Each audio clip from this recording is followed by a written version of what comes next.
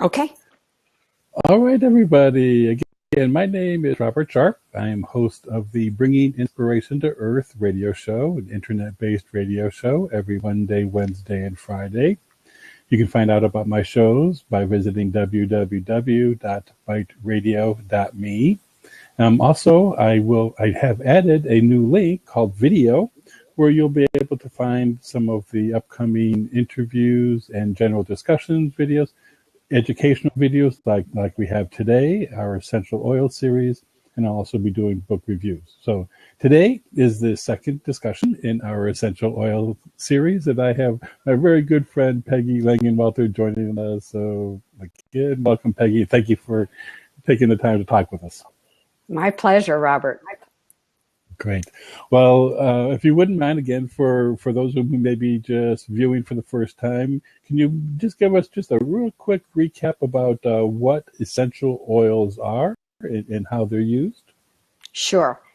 Like we can do with any subject these days, we can go online and find out why essential oils began to be called essential oils. And it had to do with the alchemists from long ago looking for the fourth element. So they had earth, wind, fire, and water, and they thought there was one more element that was essential to life.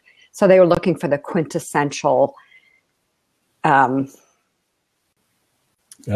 or element, right? And they decided that they turned to plants and started working with plants. And so that has something to do with the history of why we call them essential oils. And what they are is liquids, volatile liquids that come from plants, different parts of plants. Most essential oils that come to us come through the distillation process.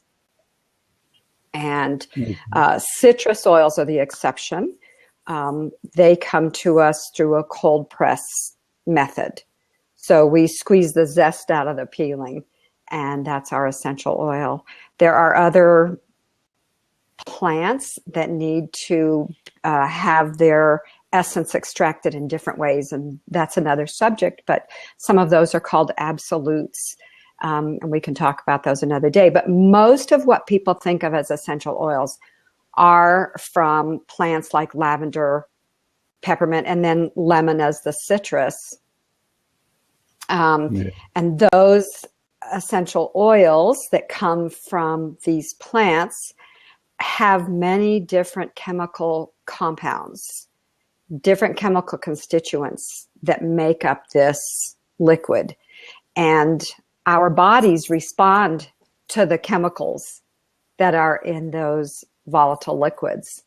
And what they do basically, very basically, is they support our natural systems that help us maintain our well-being.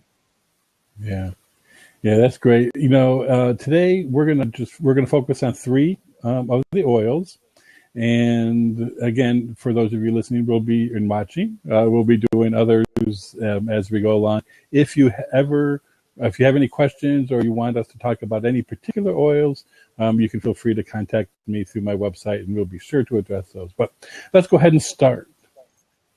What happened to us here? Our visual went away. Yes, we did. Let's see here. We love our technology.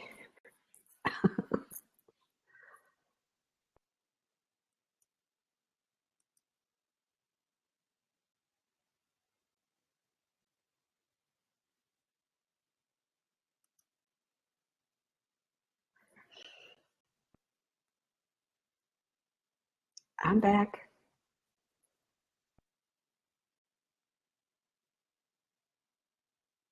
Let's see if Robert will come back here in a second or so. We've got you right back, and there you go. I'm back. There you are. Okay. Oh. All right. Now, can you repeat the train of thought? I know. Yeah. So, well, anyway, where were we? So let's talk about lavender, because that was really my first introduction really into looking into the essential oils, and I've really just loved lavender, and it's probably one of the most popular, isn't it? Yes, it is. Yes, so I'm applying lavender oil right now. One of my favorites. Oh, I have an echo now. Is there something we can do with that, Bob? Let's see here. You know what? The one thing I think I can do is maybe disconnect you and bring you back in. Let's see. Try talking again. Let me see. Okay, I'll start talking. Oh, it's gone now, I think. Do you hear it? Yeah. Now it's gone. Now it's gone. Okay, great. Thank you. One of my first very favorite oils was lavender. And when I first started becoming familiar with essential oils, and especially with the very high quality of lavender essential oil, I thought I could just fill a bathtub with it, a swimming pool with it, and just dive down into it. I love it. Basically, lavender is very soothing. We think of lavender when we want to be in a calm state emotionally, or when we want to calm something on our skin. It's very soothing, and as you mentioned in our last blab, I just tried to calm myself down from that little after that snafu video. It's very good to encourage a soothing, restful sleep. And that's one of my favorite ways to use it. I've used it in many different ways. I have diffused it sometimes when I've had a house full of children who were bouncing off the walls or jumping on the sofa. One day I had 5 young boys in my house, and they were jumping on the sofa and throwing things at the walls. I just turned on a diffuser with some lavender essential oil in it, and they didn't know what happened to them, but within minutes they had calmed down, and they were saying, "Hey, do you guys want to play a board game?" Wow. I'll have to tell my sons what happened to them someday. That's all right.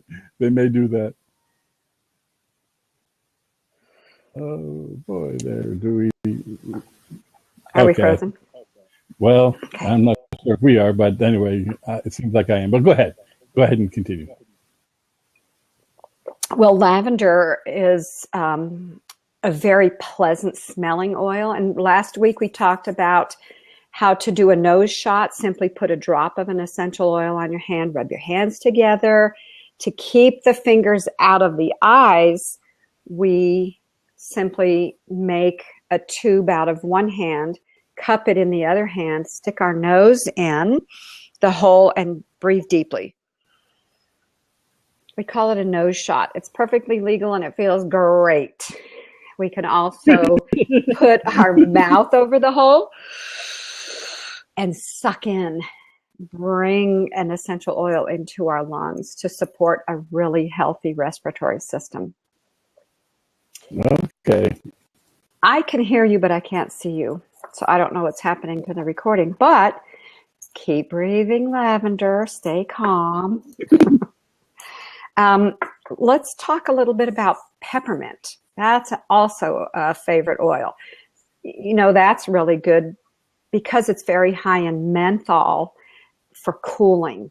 So whether we take on heat in our bodies due to being out in the sunshine or being involved in vigorous physical activity, or whether we have heat in our body due to an imbalance or an infection, whether it's caused by a hormonal reason, putting a little peppermint in water, and of course we're talking about an extremely high quality essential oil, especially when we talk about taking it internally, but we would put a drop in water and sip on that.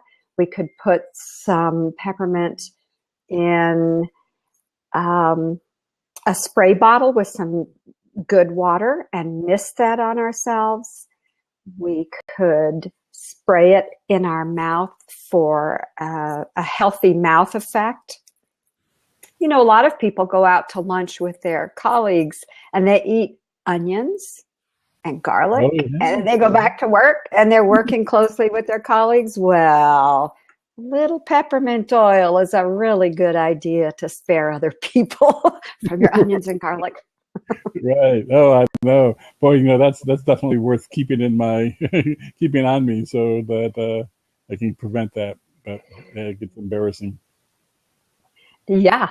And another good thing to do with any of the essential oils, but we're talking about peppermint cooling the body down. If we put just a little bit of peppermint, and it can be diluted or it can be what we call neat, which is undiluted, on our pulse points, which is where our blood runs close to the surface, inside our Mm-hmm. elbow, on our wrists, on the back of our neck, behind our knees, that seems to have a very quick effect. Because what we put on Oh, our skin okay. goes into our skin, goes in and eventually can end up in the bloodstream and traveling through the body. So no matter where we're introducing an essential oil, no matter which part of the body we're putting it on, some people say within 30 seconds it has affected or can affect every cell in the body. And that's why we don't need to get too hung up on where do I put it? How do I apply it? Mm-hmm. We say keep the strong oils away from sensitive tissue. Oh, but what happens if you happen to get a strong oil like peppermint or oregano and thyme, which we can talk about in the future, on sensitive tissue? Do we splash it with water? Well, that's a real good way to intensify it and spread it. So what we recommend is that a person grab any kind of thick fatty oil, the greasy kind of oil, which would be maybe a solid coconut oil or an olive oil, or even some lotions that we can get that have no fragrance in them. Mm-hmm. That will dilute it. Now, going back to coconut oil, there's a thing nowadays that's readily available called fractionated coconut oil. And in part, that means that the long chain fatty acids have been removed so that the coconut oil does not get solid. It does not go rancid. It does not carry the heavy coconut fragrance. It does not stain, but it's really good as a carrier oil for essential oils. Oh, good. Okay, great. Yeah, and So that's a tip.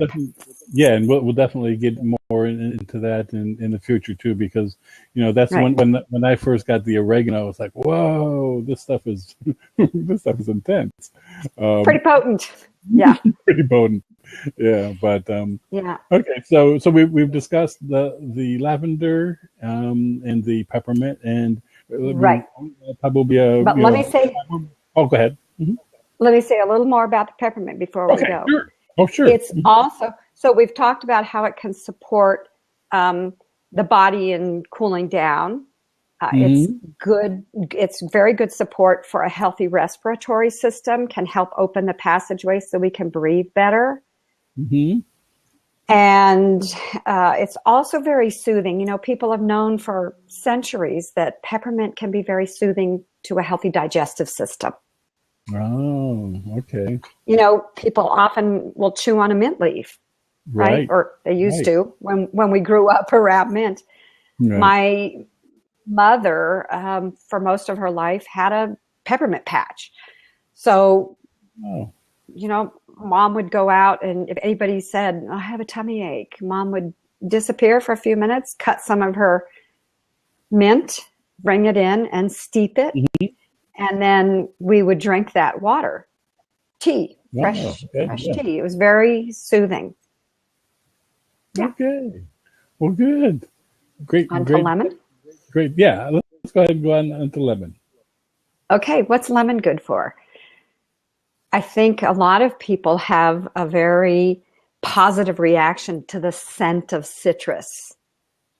Mm-hmm. And we're talking in particular about lemon today. It's great to diffuse in a cold air diffuser. It's wonderful, again, to put on our hands and do a nose shot. It's very uplifting. One of my favorite ways to use lemon is cleaning. I'll put some in a bottle with some clean water, good water, and then I'll mist it on my countertops or put it in my mop water when I'm mopping a floor. It's very mood elevating. So, do you know anybody who wakes up grouchy? Get your diffuser going in the bedroom with something pleasant like a citrus oil. A lemon's a great one. And then we talked last week about putting a drop of lemon in water as a daily habit first thing in the morning. Yeah, to help support all the systems of the body first part of the day.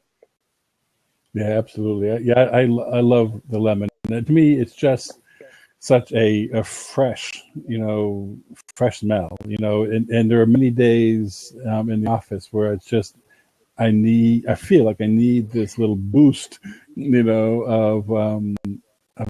of energy and just lightness. I mean, because sometimes this seems to be kind of a heavy day. Right. And, and I'll put some lemon in the diffuser, and it's just wonderful. I just love that smell. Yeah, it's very light. It's very clean. Mm-hmm. Very pleasant. One of the things too I do is sometimes I will put like lemon on a little cotton ball, and then I'll put it in my car. And I put it. Wonderful. I put it in like the back window, so that it'll. Anyway, and it just freshens up, the whole inside, and get my little aromatherapy while I'm driving. It's true. And some mothers and grandmothers have this cute little trick with lemon essential oil, and that is to put it in a little teaspoon or so of very good quality honey and give that to a child who's saying, my throat is itchy. Okay, very good. Great little tip. Wow. Okay. So, lavender, lemon, and peppermint are really helpful oils to have around at all times. And essential oils benefit us when we have them and when we use them. So sometimes people ask me, when should I start gathering essential oils? When should I start putting together a collection of essential oils? And I always say, before you need them. Right. Get them before you need them. Because when we have a need, we want them now. We've got to have them right now. I have this handy dandy it's a little keychain that I have little tiny bottles of some of my favorite essential oils in: lavender, lemon, peppermint. And I carry them in little tiny bottles so that I have them with me all the time. And when I go to a restaurant, I will take out the lavender or the lemon and just put a drop on my hand and clean my hands. Very good. Yes, very good for cleaning. I have to get myself some handy little bottles, because it's, especially when you're out and about, that's really great to have. Wow. Well, great. Well, thank you for coming on this morning and chatting about lemon, lavender, and peppermint. You are welcome. All right. Are we done? Does that mean 15 minutes has gone by? Oh, yeah. Yep. Yes, we have. Like that? Yep, exactly. And just to let you folks know who are watching right now, we're trying to keep our little educational videos like this one to 15 minutes, just so that it's real quick, that you're not bogged down by watching something for half hour, an hour, little short snippets. So again, if you want to watch this video, of course, you can follow us here on Blab, subscribe. But also, again, I am going to have, or I do have, all the videos from Blab, interviews and all that kind of thing on my website, www.biteradio.me, on the video link. So you can just go there, and it's all in one spot. And so anyway, Peggy, until we meet again, thanks a lot. You're welcome. Bye. Bye, everyone. Bye, Robert. Everyone. Thanks for calling. All right, bye-bye. See you again.